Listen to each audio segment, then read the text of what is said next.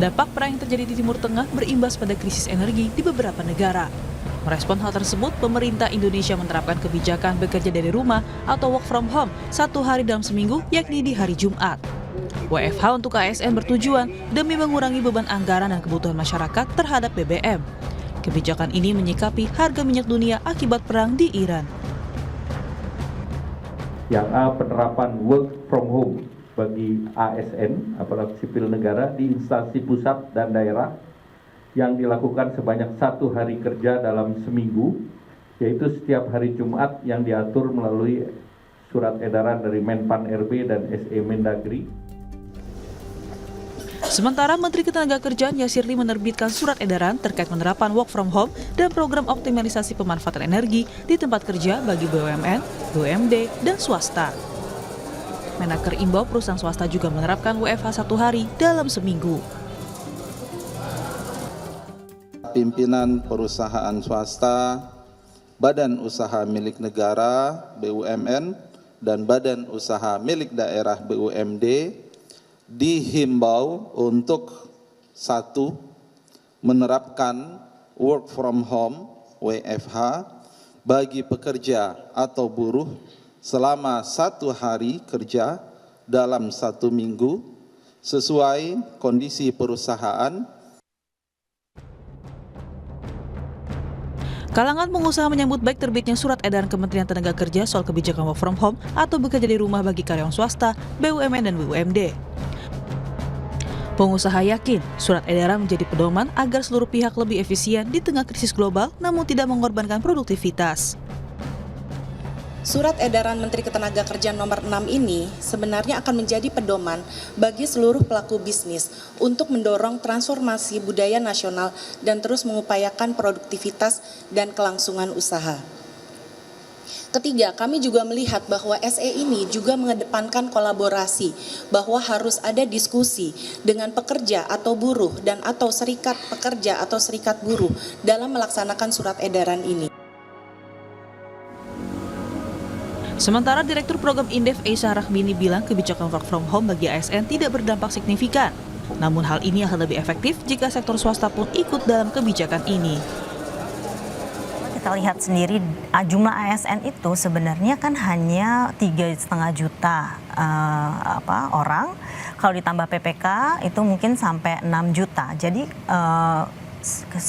jumlahnya itu kalau di seluruh tenaga kerja pemerintah ini juga hanya kecil gitu ya, kurang dari 10%. Yang besar memang 90% lebih itu adalah sektor non pemerintah.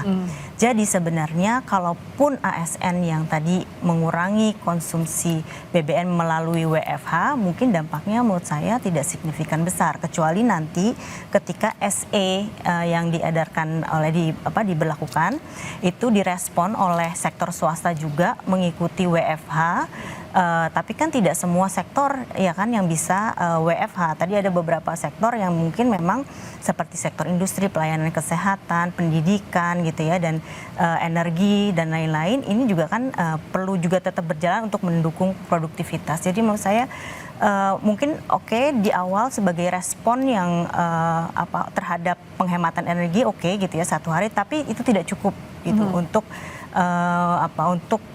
kita berjaga-jaga menghadapi krisis energi.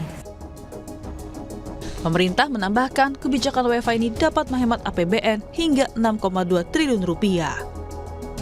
Tim Liputan, Kompas TV.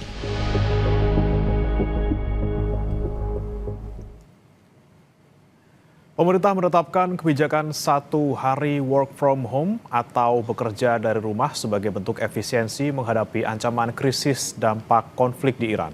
Tenaga ahli utama Badan Komunikasi Pemerintah, Hariko Wibawa Satria bilang, kebijakan ini mampu menghemat kendaraan dinas hingga 70%. Perlu kami tekankan adalah situasi Indonesia sedang baik-baik saja. Dan untuk menghadapi situasi dunia yang panas ini, maka kita melakukan satu hal yang namanya perubahan budaya baru. Jadi kita melakukan perubahan cara kerja baru dan melakukan gerakan hemat energi. Nah, untuk hal ini kita optimis para pejabat dan para ASN mampu menjadi teladan. Nah, ini sama sekali tidak membebankan masyarakat. Jadi perlu kami tekankan, tidak ada pengurangan aktivitas dari masyarakat.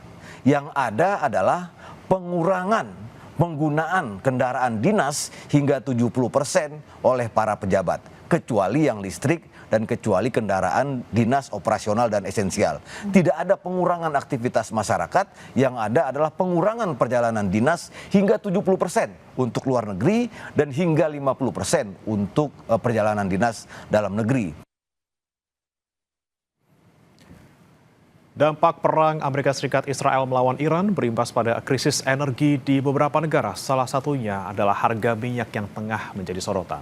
Pemerintah Indonesia pun merespons dengan menetapkan kebijakan work from home atau WFH 1 hari demi penghematan BBM. Apakah ini langkah yang tepat dan seberapa signifikan dampaknya? Kita akan bahas bersama dengan anggota Komisi 2 DPR RI fraksi Partai Golkar Ahmad Doli Kurnia dan Ketua Umum Asosiasi Analis Kebijakan Indonesia Trubus Rahardiansyah. Selamat pagi Bang Doli, Pak Trubus. Selamat pagi. Assalamualaikum warahmatullahi wabarakatuh. Waalaikumsalam. Saya ke Bang Doli terlebih dahulu. Bang Doli, setelah beberapa negara menerapkan WFH, kemudian Indonesia mengumumkan juga gitu ya 1 hari dalam seminggu. Dari DPR tanggapannya Bang Doli? Iya, sejak awal dari beberapa waktu yang lalu ketika pemerintah merencanakan menerapkan kebijakan WFH ini, betulnya ya tentu kita harus memberikan apresiasi dan dukungan ya. Karena ini adalah langkah yang diambil dalam rangka kita merespons ya, mengantisipasi terhadap situasi belakangan ini, situasi dunia yang mengalami krisis ya akibat perang di Timur Tengah, dan krisis politik, krisis perang itu berdampak kepada situasi ekonomi di seluruh dunia, termasuk dikhawatirkan ada krisis energi, terutama BBM. Nah, jadi memang ini satu langkah yang memang harus kita lakukan. Nah, tinggal ada beberapa catatan sebenarnya ya. Pertama, tentu ini juga harus menjadi salah satu bagian dari kita membangun kesadaran adanya sense of crisis di seluruh elemen masyarakat. Jadi krisis ini harus dihadapi secara nasional, secara menyeluruh, seluruh elemen bangsa Indonesia, bukan parsial hanya misalnya kalangan ASN, terus kemudian kalangan perusahaan dan seterusnya. Jadi yang harus berhemat itu bukan hanya kelompok tertentu saja, kelompok kerja, tapi kita semua gitu ya. Nah, oleh karena itu sebetulnya himbauan yang lain agar anggota masyarakat ya sampai ke keluarga, individu anggota masyarakat itu juga harus melakukan penghematan terhadap energi. Nah, yang kedua, karena ini berkaitan dengan soal layanan publik, katakan begitu ya. Nah, tentu instansi-instansi yang harus diterapkan itu betul-betul selektif ya. Tidak ada instansi yang memang berkaitan langsung dengan sektor pelayanan publik, sehingga memang keberadaan birokrasi pemerintahan yang memang tugas utamanya adalah pelayanan publik itu tidak terganggu. Nah, kemudian juga sektor-sektor produksi yang memang dibutuhkan setiap hari oleh untuk melangsungkan kehidupan masyarakat kita itu juga tidak terganggu. Nah, yang ketiga adalah, nah ini kan budaya baru ya, walaupun memang pernah kita terapkan di sekitar tahun 2019-2020 ketika kita menghadapi pandemi pada saat itu gitu. Tetapi ini pengawasannya juga tidak boleh tidak dilakukan gitu ya. Jadi misalnya pertama awalnya sebetulnya saya kurang setuju ketika ditetapkan di hari Jumat gitu ya. Apalagi kalau disebutkan alasannya adalah bahwa hari Jumat itu adalah hari yang kurang produktif ya, atau beban kerjanya rendah. Itu salah satu alasannya. Nah, sebetulnya ya kita nggak boleh kemudian menegaskan bahwa hari tertentu di dalam hari kerja itu adalah hari yang tidak produktif. Harusnya kan 5 hari kerja dalam seminggu yang sudah kita tetapkan Senin sampai Jumat, ya 5-5-nya itu harus merupakan hari yang produktif. Tidak ada yang dianggap. Nah kalau misalnya dianggap nggak produktif ya diliburin aja gitu kan. Nah yang kedua kita khawatir ya kalau berendengan dengan hari libur Sabtu dan Minggu itu juga nanti menjadi tidak efektif karena mungkin bisa dijadikan menjadi long weekend gitu ya. Nah, Ya. jadi oleh karena itu karena ini sudah ditetapkan ya tentu yang harus diperkuat adalah fungsi pengawasannya. Ya. Nah, fungsi pengawasannya apa? Pertama terhadap tidak boleh ada penurunan produktivitas dan kinerja. Ya. Jadi ini bukan relaksasi gitu ya, bukan tidak bekerja, tapi tetap bekerja, cuma tempatnya saja yang berbeda gitu. Ya. Nah makanya oleh itu kedua hal yang harus diawasi nanti. Pertama harus ada memang penetapan tugas ya, konsep bagaimana mekanisme pelaksanaan work from home ini ya. Jadi harus ada penugasan yang jelas, target kerjanya apa, kemudian pengawasannya seperti apa dan evaluasinya apa. Yang diawasi apa? Dua. Oke.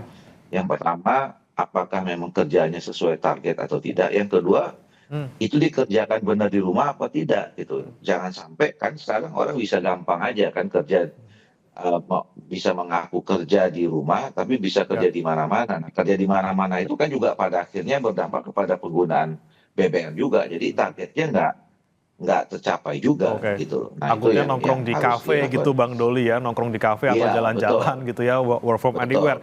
Tadi poin-poinnya tadi soal ini memicu sense of crisis seluruh pihak, kemudian ada juga tadi selektif mana saja yang bisa WFH dan juga pengawasannya. Tapi sebelum saya ke pengawasan dan juga mungkin selektivitasnya, saya mau ke Pak Trubus dulu. Pak Trubus, kalau kita melihat mungkin kebijakan yang diterapkan pemerintah 1 hari dalam sepekan, terutama buat ASN di hari Jumat, ini efektif nggak sih Pak sebenarnya?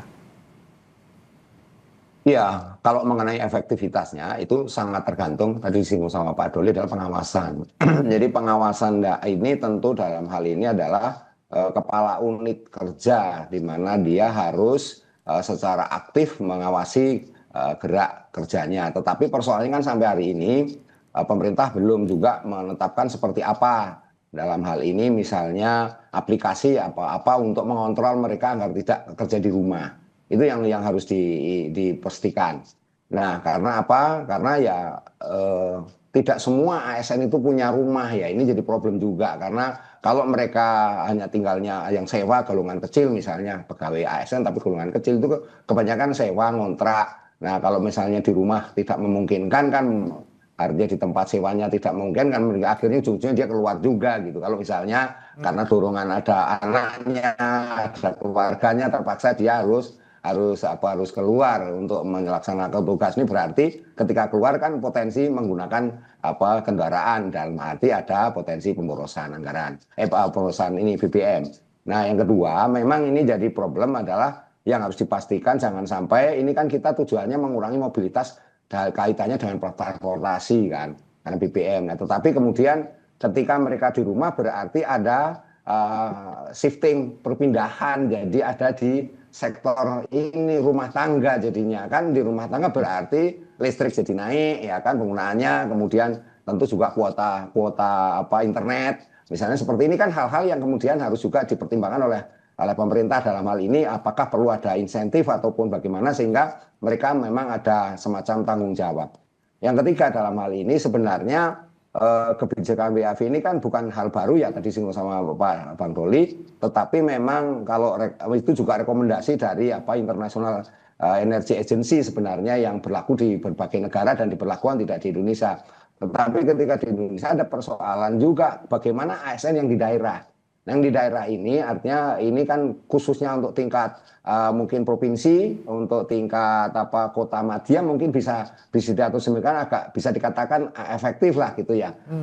Walaupun tidak optimal Mas, tapi yang kabupaten yang berat. Nah, kabupaten khususnya daerah yang wilayah 3T.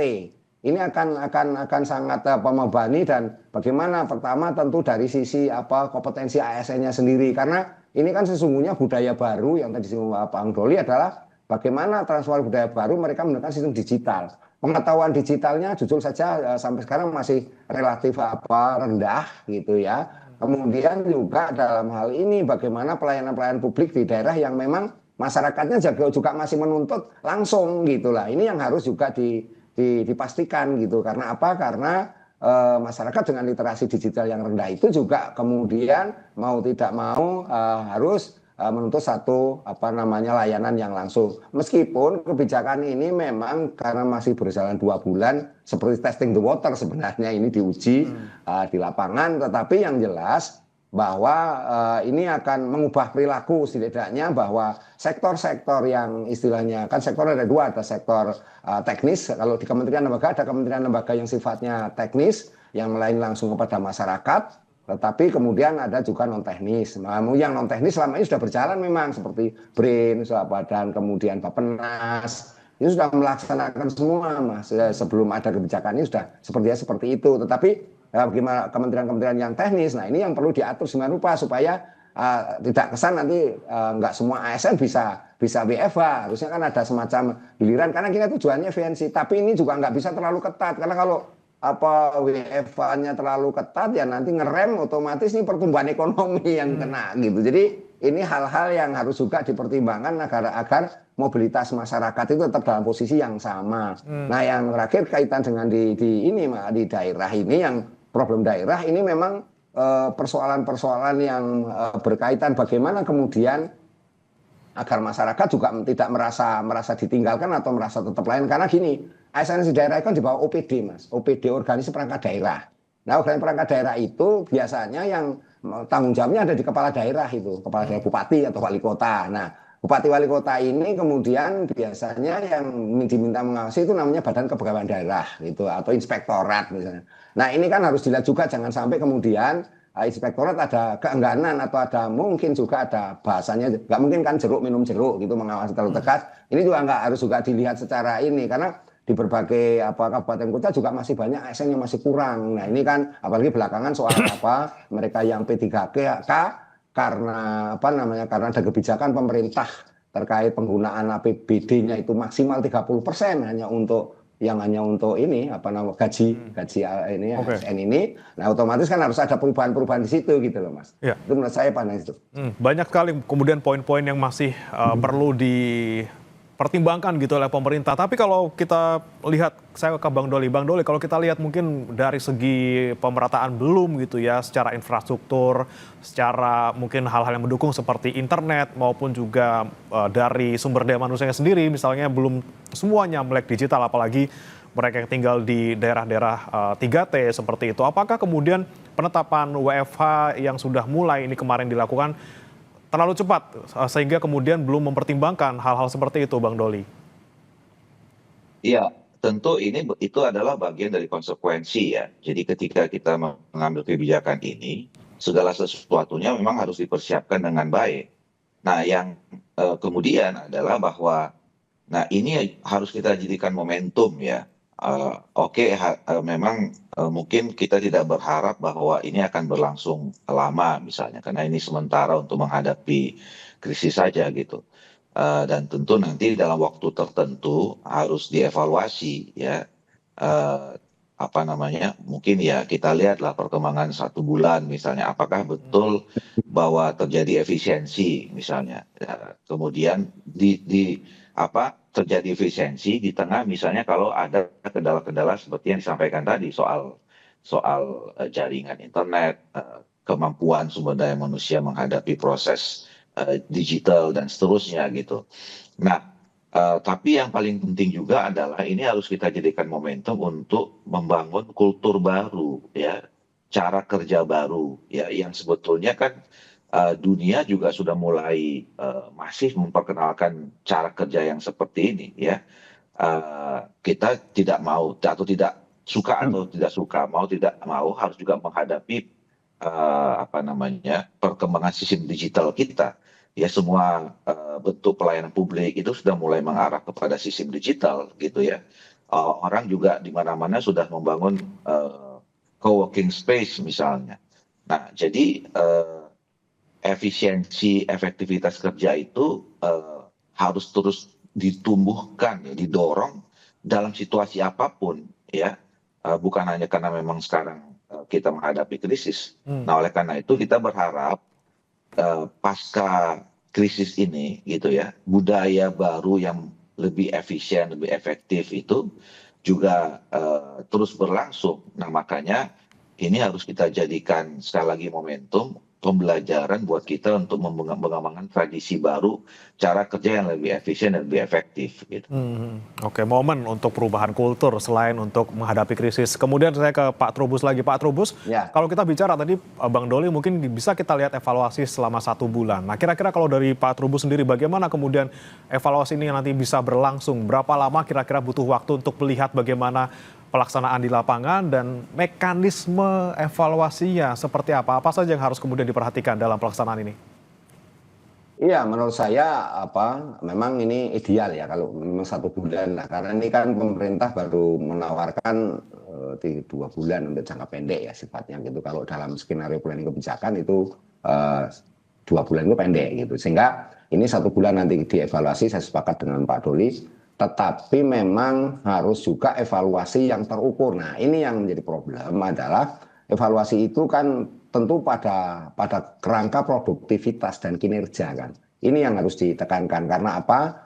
Karena kalau misalnya nanti kinerjanya menurun dan sebagainya, ya ini yang harus dilakukan pembenahan-pembenahan. Yang kedua, ini memang penting untuk adanya semacam channel aduan, di mana kemudian publik masyarakat bisa mengadukan kalau misalnya melihat ASN yang kebetulan ini masih hari Jumat ya, hari Jumat kemudian mereka ternyata long weekend atau malah mereka melakukan kegiatan-kegiatan di kafe. Kalau di Jakarta seperti dinyatakan oleh Pak Gubernur melarang untuk ASN bekerja dari kafe dan mereka di kafe karena lebih efisien, lebih irit internetnya dan sebagainya, lampunya juga kan gitu. Tetapi ini juga hal yang perlu dievaluasi. Yang ketiga dalam hal ini tentu evaluasi ini juga mempertimbangkan adanya insentif gitu loh. Jadi ketika nanti ada persoalan-persoalan yang sifatnya krusial gitu, misalnya karena tadi tidak semua ASN juga punya rumah gitu dan mereka terpaksa harus kerja di luar rumah. Nah, ini juga ada pemikiran-pemikiran seperti apa sehingga kita kan nggak mungkin kita juga terlalu strict misalnya nggak boleh misalnya, dan sementara mereka harus bekerja dalam posisi yang beban tugas yang berat. Tentu yang penting ini memang beban tugas ini kerangka produktivitas tadi, sehingga beban-beban yang diberikan itu memang benar-benar dilaksanakan. Nah, kalau pengalaman pandemi COVID dulu memang banyak yang tidak berjalan itu, Mas. Jadi sini yang menurut saya ini menjadi problem. Sementara yang sekarang suasana adalah suasana normal. Karena hanya memang tata kerjanya baru, yaitu menggunakan sistem digital. Nah, sistem digital ini kan menuntut satu keterampilan tersendiri, skill sendiri dan kompetensi sendiri daripada ASN. Meskipun ASN yang kategori milenial itu sudah relatif masih bisa merespon dengan cepat itu. Nah, tetapi yang kategori yang mungkin non milenial atau kolonial lah katanya yang ini, ini juga menjadi hal catatan tersendiri gitu loh, di mana kemudian mereka harus tetap bekerja khususnya di daerah, Mas, karena eselon 1, eselon 2 itu di daerah masih banyak. Nah, itu yang sehingga mereka juga harus bekerja optimal, bagaimana kemudian kepala daerah juga melakukan pengawasan secara penuh gitu, sehingga posisi daerah yang berat menghadapi situasi WFH ini misalnya itu bisa terpecahkan. Dan dalam ini pemerintah pusat harus selalu mengadvokasi ya, dalam Kemendagri misalnya itu mengadvokasi terus-menerus, dan bagaimana kendala-kendala yang ada di lapangan, evaluasi yang mungkin berjangka 2 minggu ini mungkin perlu juga dilakukan nanti setelah menjadi 1 bulan sampai ke misalnya bulan kedua. Nah, ini juga hal yang harus sifatnya ketat, Mas, dan itu proaktif dari atas, karena ini jujur saja memang mengubah budaya, mengubah perilaku, mengubah mindset dan paradigma para ASN ya, atau juga nanti karena ini juga tidak hanya ASN, juga para pekerja di sektor private, sektor swasta. Ini kan tak mudah, Mas. Jadi butuh kampanye publik yang terus-menerus, kemudian juga sosialisasi komunikasinya yang baik, dan intinya juga adalah bagaimana mengedukasi mereka bahwa ini kita dalam kerja, dan tadi disinggung Pak Doli, kita ini bersama-sama. Sebenarnya masyarakat juga harus seperti, karena tidak akan tercapai efisiensi kalau masyarakatnya juga enggak, artinya masyarakat di luar yang di ASN maupun pekerja itu kemudian tidak ikut mendukungnya gitu, itu berpartisipasi. Ini yang penting sekali menurut saya, lebih mengarah ke sana. Yang terakhir dalam hal ini memang harus ada sanksi, Mas. Ini yang perlu dipertimbangkan. Bagaimana sanksinya? Ini karena kalau tanpa sanksi, orang Indonesia kalau tidak ada sanksi yang ini, Mas, mereka cenderung abai, apalagi kemudian memandang bahwa yang penting saya melaksanakan tugas, outputnya ada. Karena kan di dalam konteks WFH, konteks bekerja dari rumah atau ini sesungguhnya kan lebih kepada output, selama ini dipahami seperti itu. Nah, belum sampai kepada ini cara kerja baru atau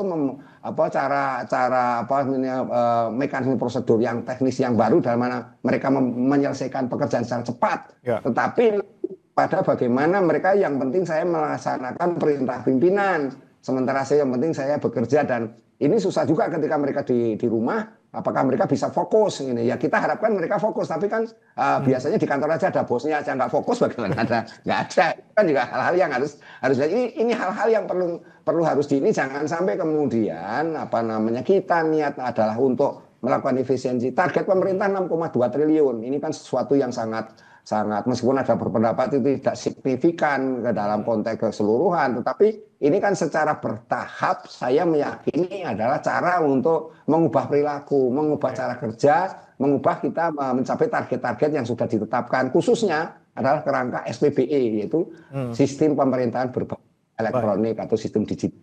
Oke, paling tidak tadi ya ada sanksi, kemudian evaluasi mungkin per 2 bulan kita lihat bagaimana pelaksanaannya. Tapi yang jadi pertanyaan lagi, saya mau ke Bang Doli, jika ini kemudian diterapkan untuk ASN, mungkin di ASN, jumlah ASN kalau data terakhir paling tidak di November 2025, menurut BKN ini 5,58 juta. Ini apakah kemudian cukup Bang Doli untuk bisa efektif gitu? Apakah kita perlu lagi untuk menggalakkan untuk WFH untuk swastanya gitu? Bagaimana kemudian mengawasi ataupun menjaga data-data efektivitas ini juga berlangsung untuk sektor privat gitu, Bang Doli? Iya, itu yang saya katakan tadi. Sebetulnya itu adalah bagian tadi untuk bagaimana semua kita menunjukkan sense of crisis. Jadi tidak hanya ASN aja. Di sektor-sektor lain juga seperti itu, termasuk bahkan saya katakan tadi kan masing-masing individu bahkan keluarga juga harus terlibat dalam program penghematan ini gitu. Nah, tinggal tadi di klaster saja ya, mana sektor-sektor yang memang tidak bisa secara langsung diterapkan work from home ya. Misalnya tadi sektor yang berkaitan dengan pelayanan publik, tentu kemudian adalah sektor-sektor produksi yang berkaitan dengan kebutuhan pokok masyarakat misalnya ya. Nah ini saya kira nggak boleh berhenti, karena nanti tadi dampaknya adalah kalau itu yang berkaitan, pertama ya fungsi utama dari pelayanan publik itu tidak tercapai. Jadi nggak boleh kemudian masyarakat jadi terabaikan kepentingan utamanya, kebutuhannya yang untuk dilayani gitu ya. Kemudian tadi sektor-sektor produksi yang berkaitan dengan soal kebutuhan-kebutuhan pokok masyarakat juga tidak bisa berhenti, karena ya itu kelangsungan hidupnya akan terganggu kan, jadi tidak baik gitu. Nah makanya tadi saya katakan ini tentu kita harus dukung.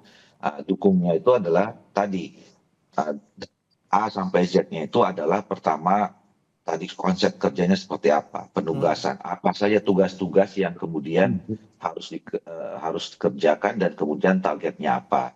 Nah yang kedua tadi sampai ke pengawasan dan evaluasi.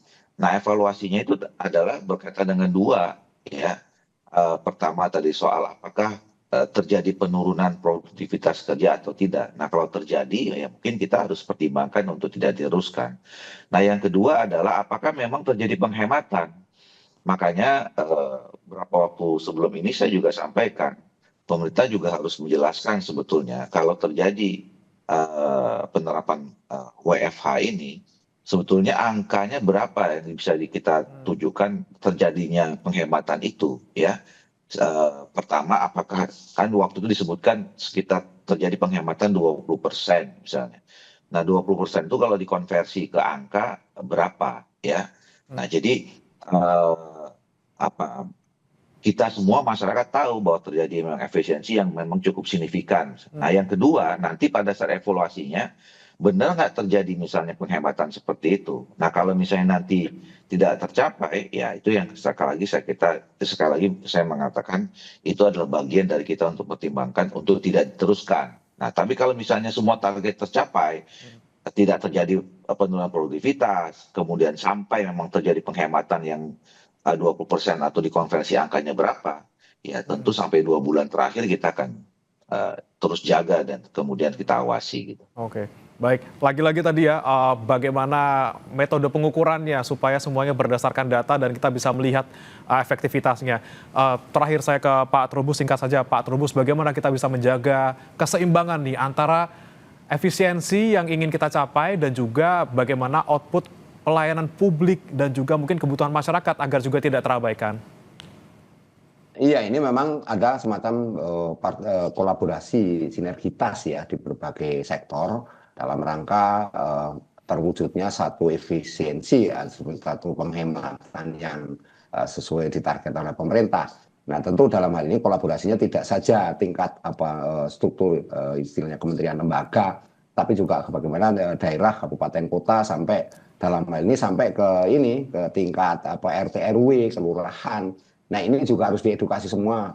Yang kedua, perlu ada satu kampanye terus-menerus di mana misalnya pakai spanduk-spanduk ataupun di berbagai pom bensin misalnya itu dipasang spanduk-spanduk untuk istilahnya efisiensi lah, katakannya seperti itu, penghematan, sehingga secara bertahap ini mengedukasi masyarakat, mendidik masyarakat untuk memahami tentang apa itu yang sesungguhnya berhemat. Karena masyarakat kita juga pada umumnya belum terlalu paham, meskipun kata itu tahu gitu, tapi memahami bagaimana sesungguhnya menghemat itu juga sesuatu yang perlu diedukasi. Jadi menurut saya ini juga bagaimana tingkat kelurahan, RT RW juga mengedukasi masyarakat sampai ke dalam ini sektor pelaku usaha juga bagaimana kemudian secara terus memberikan pemahaman. Yang terakhir dalam hal ini menurut saya tetap dalam konteks ini adalah bahwa karena kita penghematan, segala hal yang berkaitan dengan pekerjaan tentu berkaitan dengan bagaimana daya beli masyarakat.